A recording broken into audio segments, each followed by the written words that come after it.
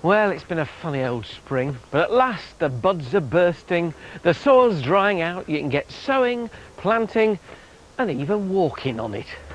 It's time to reclaim your lawn. It's been so squelchy for so long and I haven't been able to mow this. Get down here and look and you can even see there are sycamore seedlings growing.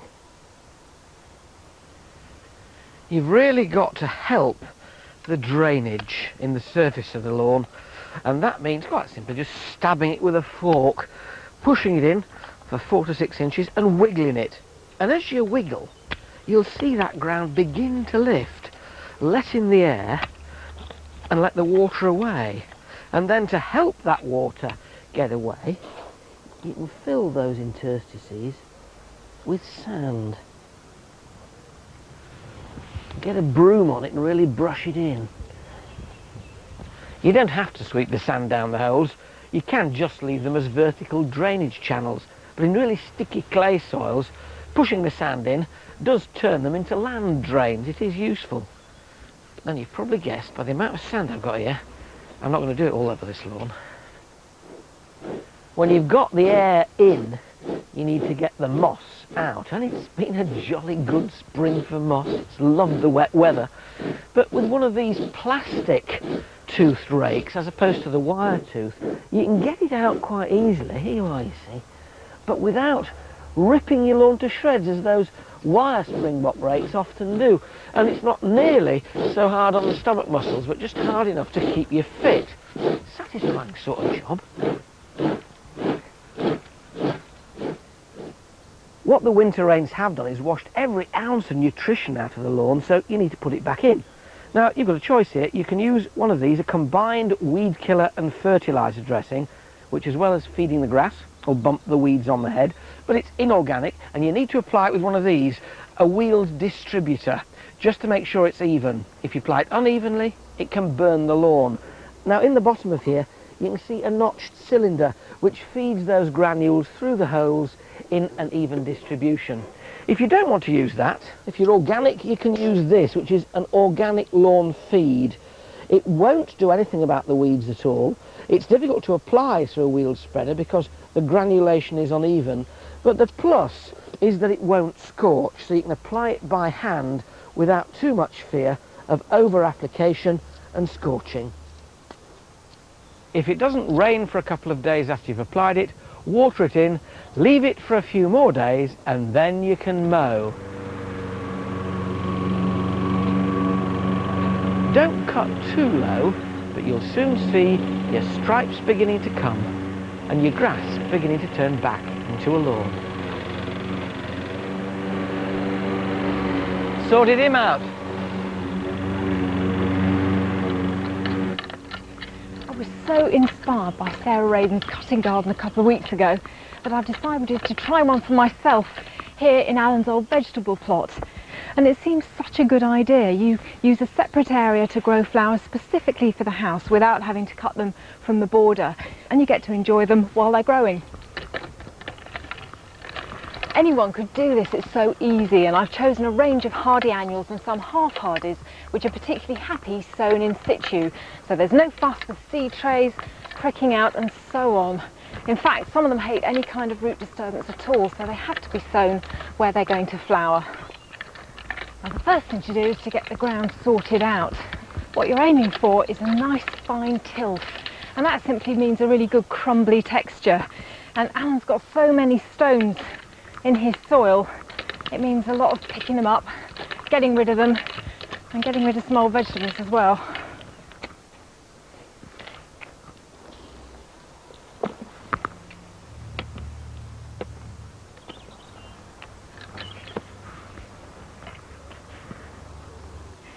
In a cutting garden you could just sow all the plants in straight lines, but I want it to look nice too, so I'm going to use large swathes, curves of plants, and this sand in a bottle is perfect because it means that if you don't like it you can just smudge that in and start again.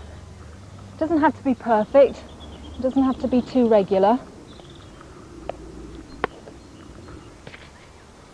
Well, although these plants are for picking, I still want the area to look really nice, so I've thought quite carefully about the blend of colours and the shapes and sizes of the plants. And because we're on really quite a steep slope, I thought it would look lovely to have a bank of tall sunflowers right along here.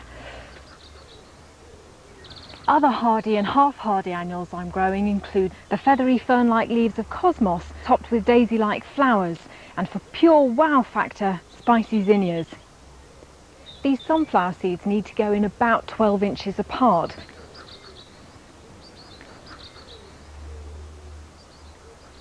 The others can be broadcast, which means just scattering them quite informally over the area and then raking them in.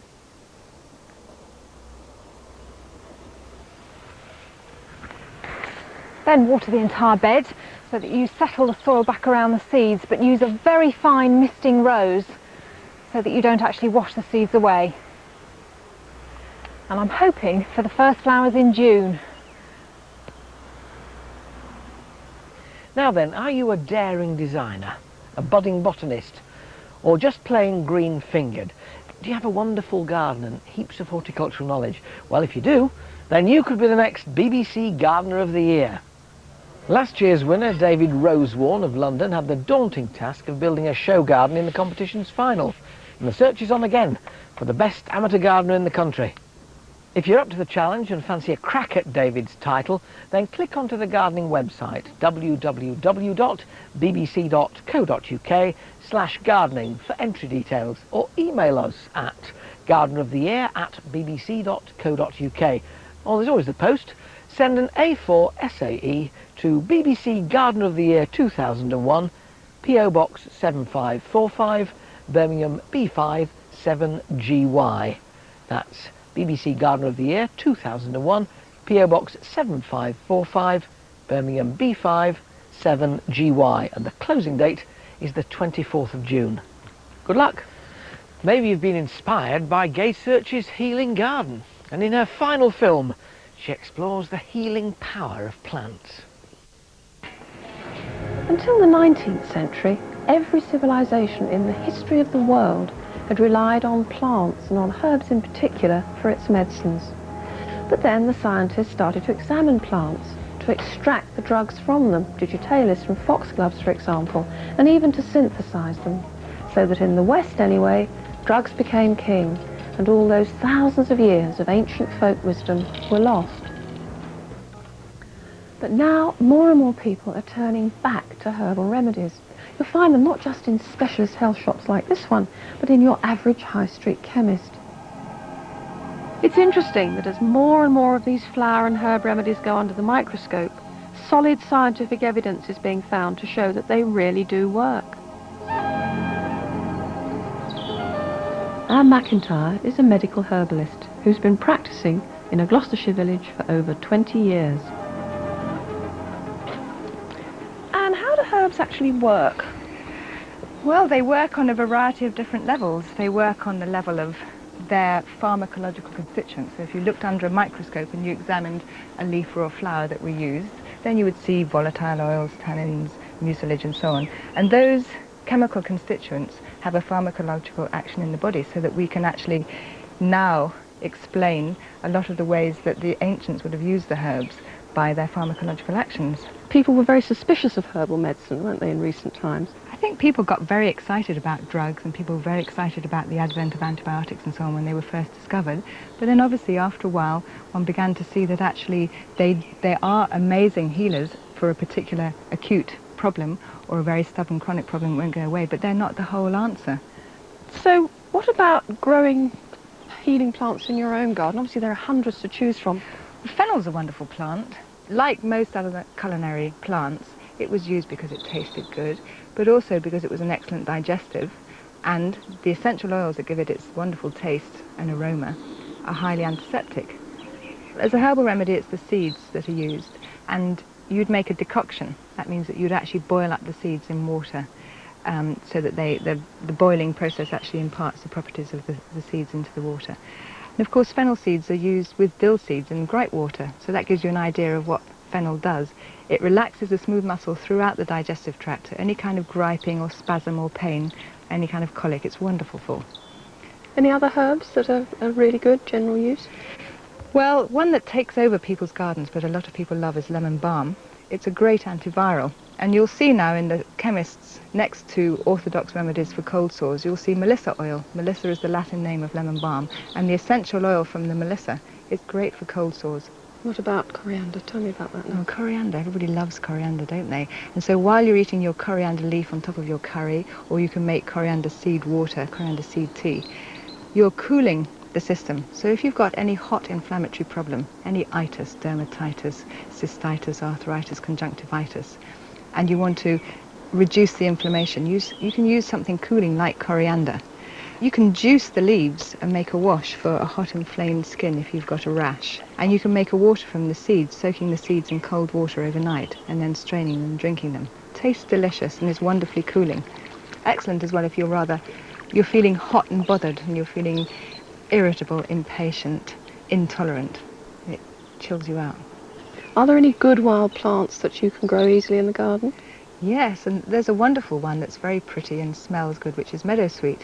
And meadowsweet is the herbal aspirin. That smell, that characteristic smell, is actually salicylic acid. And you can use meadowsweet leaves and flowers as a tea for anything that you might use an aspirin for. One of the side effects of aspirin is irritation of the lining of the stomach and leading to gastritis. And the excellent thing about meadowsweet, of course, is that the tannins and the mucilage contained in the plant, along with the salicylic acid, mean that actually not only will it prevent gastritis from developing, but it can be used even to treat such problems. It's actually known as the herbal antacid.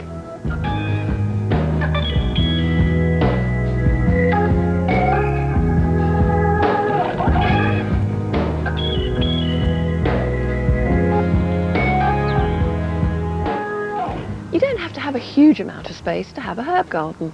This little bed is perfectly sited. It's handy for the back door, so if you want herbs for cooking, you can just pick them without getting your feet muddy. And in the summer, when you're sitting on the deck on a warm evening, just play the hose over this area and release the most wonderful fragrances. And we've chosen to plant the most useful herbs. Chamomile, for example. It's really good for digestive problems and it's relaxing, helps you to sleep. Sage is another one. It's particularly good for symptoms of the menopause, particularly hot flushes. Thyme tea is good for coughs, colds, gastroenteritis.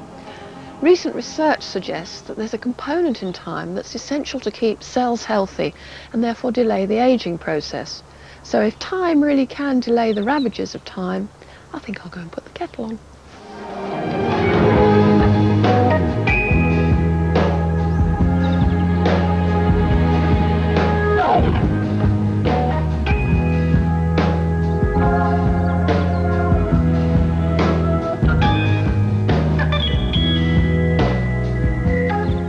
What we've set out to do in this series is to show you what a valuable resource your garden can be for your physical, mental, emotional and spiritual well-being.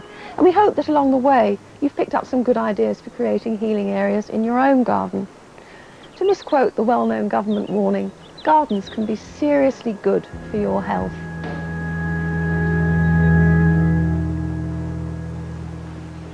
Pippa Greenwood will be here next week to start planting things in my courtyard garden, but I thought I'd just sneak in a few things before she arrives.